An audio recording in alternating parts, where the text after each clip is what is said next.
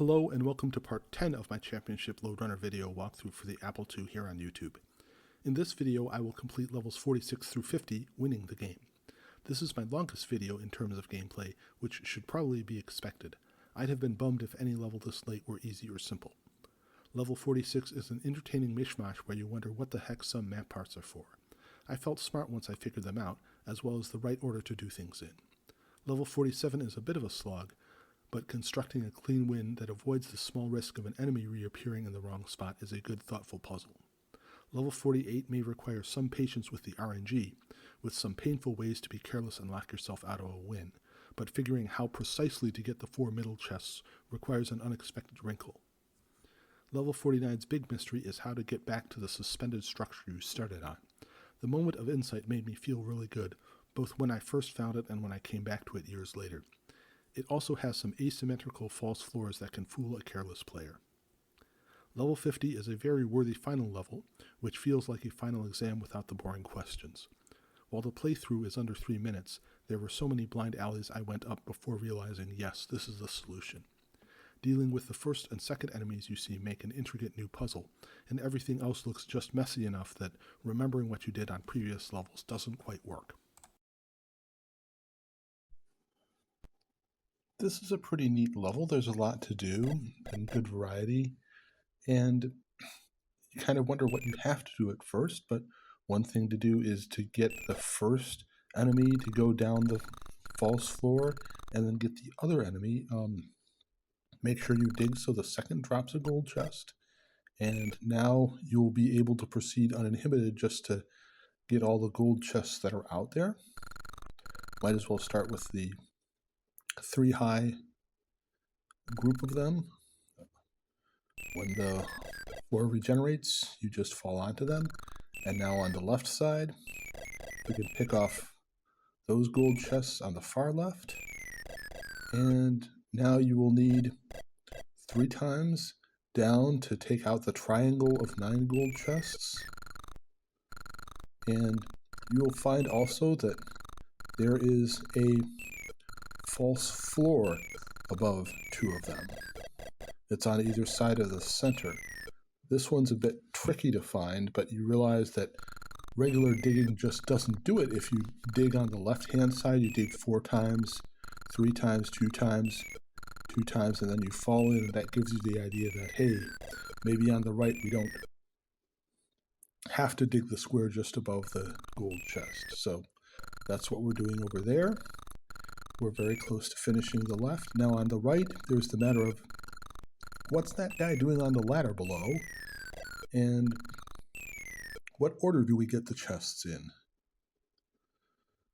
So first thing we do, we drop in to the upper right. You notice that the ladders in the upper right can lead us back to the main area. And here we run around a bit and avoid the enemy in the right, and now we want to put him down the hole. We know he doesn't have a gold chest, so that works well. And before we get him out, we want to get that gold chest in the small chamber. And now when we go up, we will be able to walk over the enemy that was on the ladder.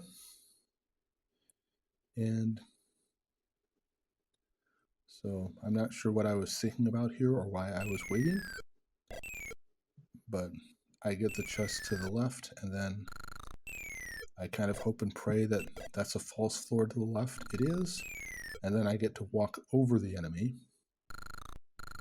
when on the cement, and then just go back to the center and go up the stairs.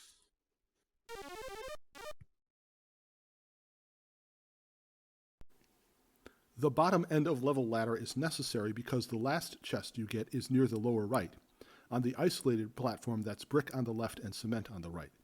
The hole below it does a lot of work. First you need to trap an enemy there. Then you need to dig them out so they go up the ladder to the left. Then it will block you if you don't get those chests last. The false floors serve various purposes.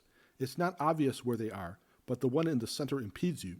The one in the upper left makes sure enemies keep getting recycled, and the ones in the lower left help you get suspended gold. The one on the right is a slight time saver once you know it's there. And of course, the ones in the center help enemies drop down so you can get to the final bit. I banged my head a lot on clearing the right until I realized I could dig and go back to the center structure by going to the upper right.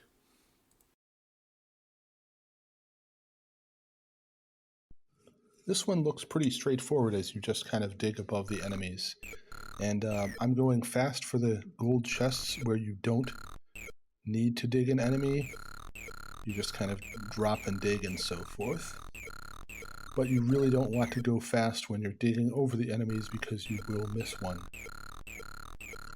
Still, it's nice for at least the starting bit to go fast. And I kind of mess up here. First, to be perfectly safe, you should probably bring the enemies back to the upper right, dig, and then after they've come left, go down from the upper right. And we'll see that in a bit, but right now we're just digging. We've slowed things down. We don't want to make any mistakes because they will be fatal and we'll have to do a lot of stuff over again. I actually had to for this recording, and I learned conclusively that yes, rushing is not worth the risk. And you'll note the enemies go left after you release them.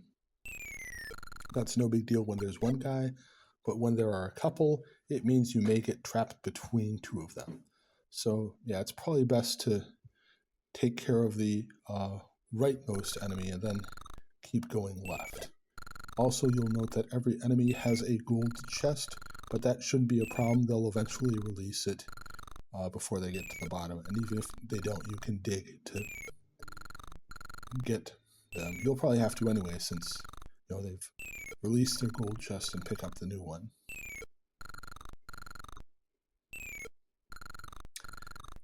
I could maybe have cut part of this video, but there is a qualitative difference between the first time and the second time when you actually have to navigate two enemies. The problem with an enemy getting trapped is I got lucky.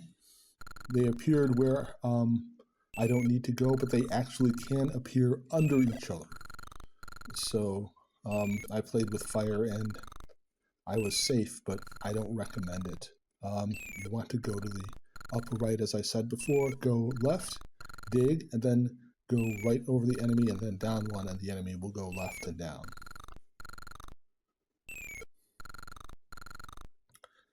All right, one more to go. This one's going to be a lot easier because the enemy is further away. And now we run to the left.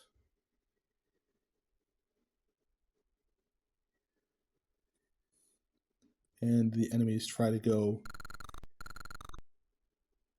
right. And they're out of the picture. And we just keep digging. And then we'll just have to dig a hole for the guy that falls under us and goes to the left, and then we go up the stairs. It shouldn't be a problem. This is straightforward in theory, but it's easy to get impatient and mess up.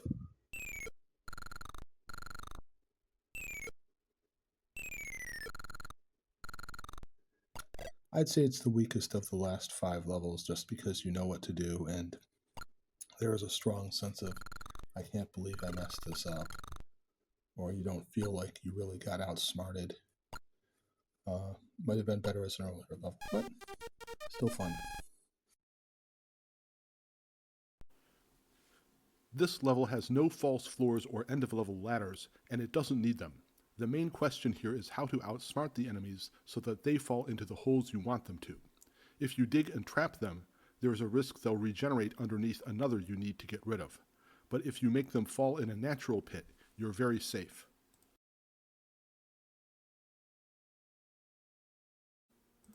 My first run through I had terrible RNG and it just took too long to get everybody where I needed, and this one it's almost too good because I don't have all that much time to show strategies for digging holes so enemies fall in and so that they drop where we need to.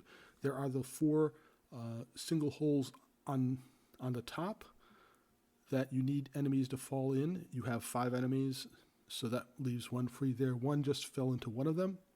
And we want to get everybody trapped before we go up the stairs, because if we go up the stairs, well, further than here to circle around and trap the enemy, because if we go further than that, or if we stay there, an enemy that falls on the left or right might fall into one of the bottom 1 squares, and that would make things unwinnable. We need enemies in this position. We can have 1 enemy stacked up in the center or where we're not digging. And here we're going to go back up. That side was pretty easy, but now to get that guy out, we just, on the ladder, we dig right, go down, dig right, or left, whichever, depending where the enemy is stuck. And now we can stick this enemy pretty much anywhere we want. I'm going to show you what I mean by getting in a losing position. If we did this with the 1 enemy up in the top left, then when we dug down, they would have gotten stuck and we couldn't have gotten the bottom gold. So here's just a mirror of the left-hand side. And now we are pretty much free, but there's still a trick. If we fall on the enemy and dig left and try to fall on it, our arm will catch their arm and we will lose a life. But here, we can fall on them left. I actually made this harder than it needed to be. I could have fallen on, let's see what we do with the left one. I could have fallen on it, gone to right, dug left, and then fallen on it, being sure to hit up so that I don't fall into them and they just drop in the hole and I can walk over them. So yeah, this is a tricky level until you figure out how to neutralize everybody. Then it's still interesting. While the end of level ladders just lead to the top, the false floors are rather interesting. I missed a simpler way to use the center ones. Fall on, say, the left enemy, then go to right and dig left, then fall again. Remember to push up after, so you don't fall into them. It looks tricky to release an enemy trapped in a center false floor, but you have plenty of time to run down after you dig them out. Also, if you haven't gotten the chests on the left and the right, make sure you are on the bottom if enemies are about to fall onto a side ledge, or they may get an enemy falling above stuck in a chamber you need to access. The RNG may cause slight impatience here, especially for the last of the 4 holes on the top, but it is not hard to dig the bottom row to keep regenerating the 2 remaining enemies until one drops in the right square. You really don't want to go chasing chests until all 4 holes are filled. If you pick off the goal left and right of the ladders, you can still win if 2 enemies fall in the 2 side top holes, but it will be slower, and you'll need a bit of care to dig enemies out of the center. First things first, we get 2 of the 3 gold in the central structure. We will need to get back to it later by running over a falling enemy. You can see we need to delay a bit to be able to dig 2 then 1, then fall through the false floor. The false floor is on a different square on the left side, and I figured this just because I died a bunch of times trying to get everything, and so I said, oh, I tried the left side last time, let's try the right side this time. Also, the 1x2 columns have false floors in different places. So I also know from testing stuff that that gold chest in the bottom right, there is a false floor above it and above and to the left, so that's why I can fall into what looks like a death pit. Now, I need to bring 2 enemies over to the right, and it's not trivial. Might as well grab the gold chest first. And here, oh, I should have waited a bit. I managed to pull the 2 guys over, and I could dig in the center to then go right and down, and the other guy would go left and up, and then I could go down and have the guys chase me up the ladder. But right now, I'm going to have a bit of trouble getting that 1 gold chest. Well, not really trouble, just a bit of busy work. And I keep being able to pull one guy to the upper right, but I really need to pull two of them to feel safe.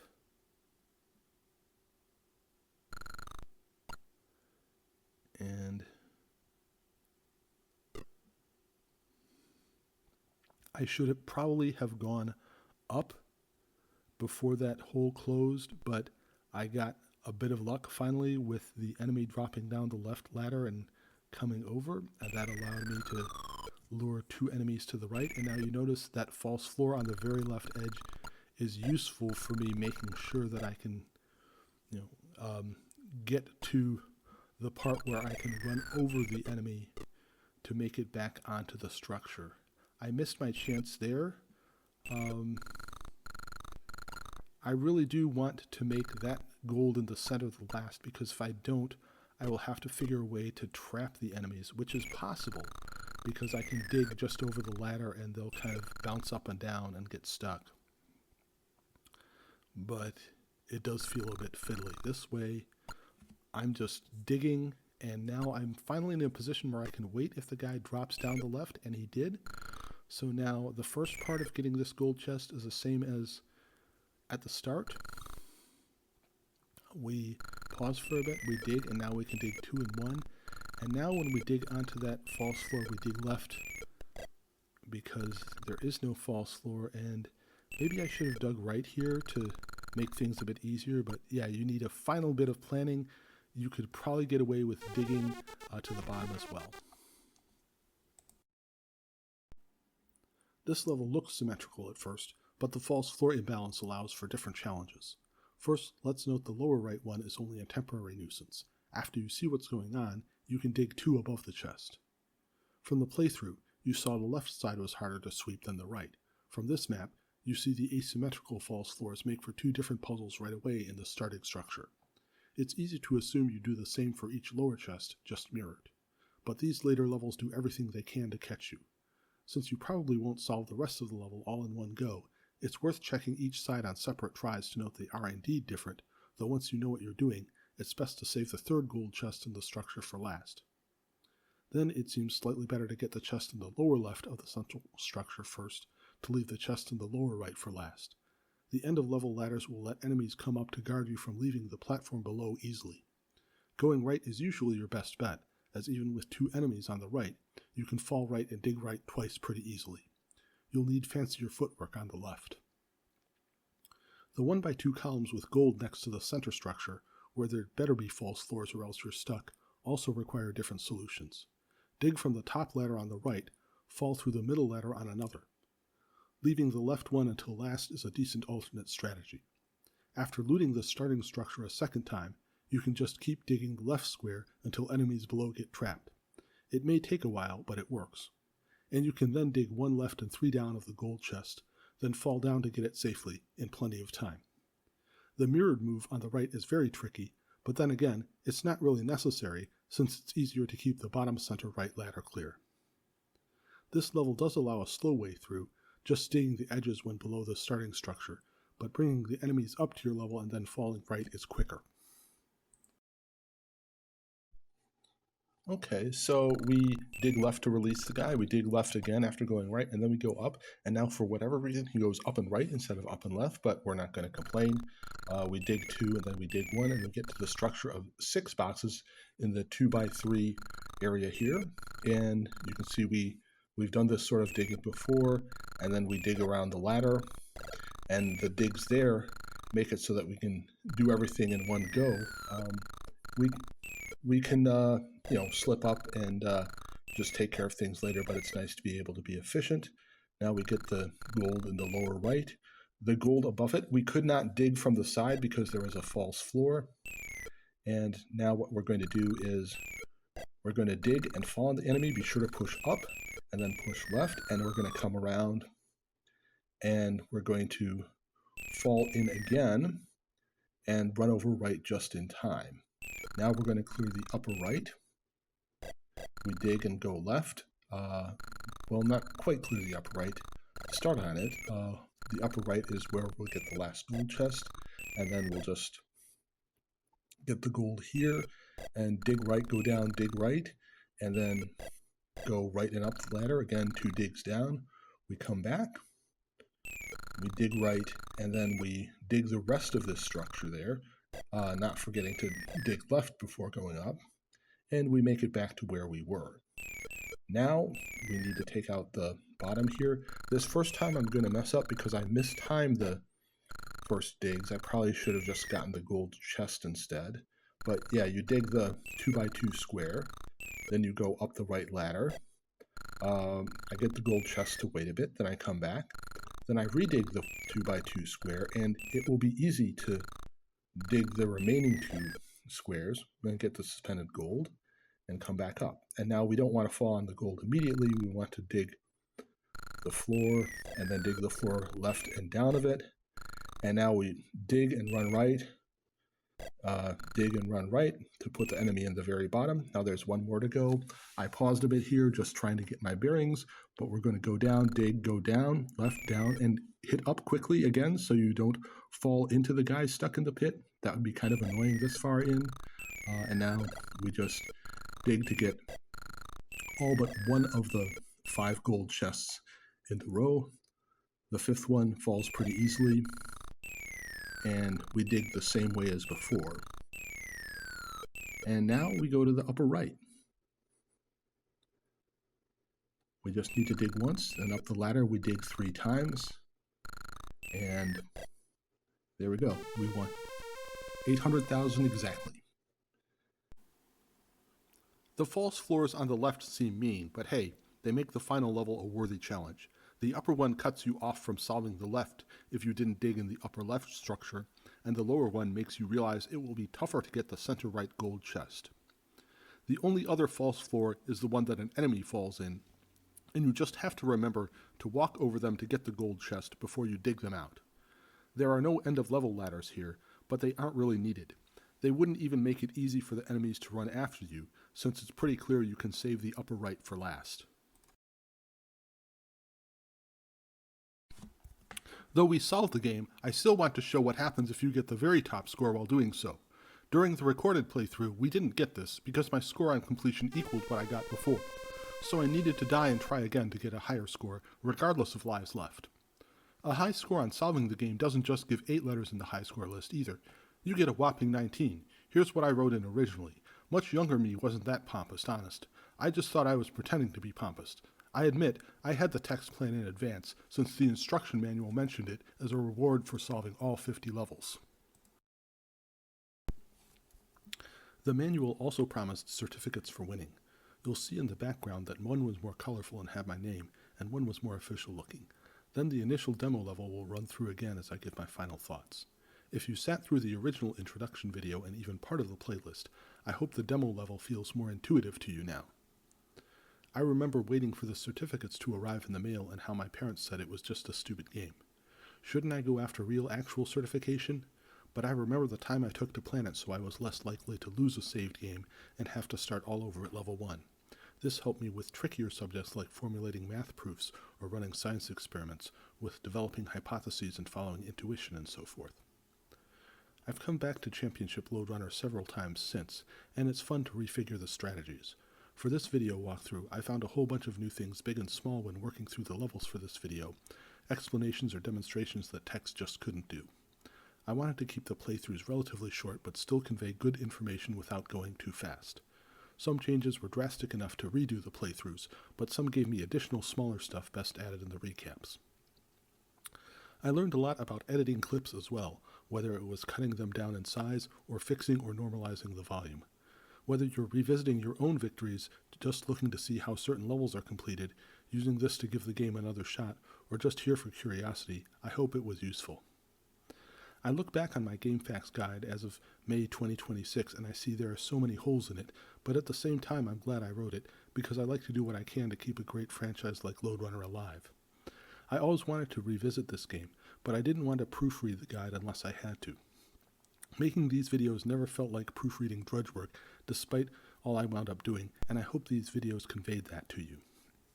The repetition in the puzzles is extremely low. Hopefully I'll be able to update the print guide as well. I wish I still had those levels I made on my own. and I remember making what I thought were pretty tough levels, and then seeing, wow, Championship Lode Runner did even better. I think I recognized that it had those certain tricks that made you think more than just grind away, and later on Asimov I found discs people shared. There are a lot of other Lode Runner games I played and enjoyed, each with different rules that meant different strategies, but I still think Championship Lode Runner is the best. So for one last time in the series, that's all there is to this video. Thanks for sticking with me to the very end, and if you've enjoyed this enough, giving a like or subscribing if you haven't already goes a long way in encouraging me to share more videos of fun games you may want to revisit or didn't realize you missed. See you next series, whatever it may be.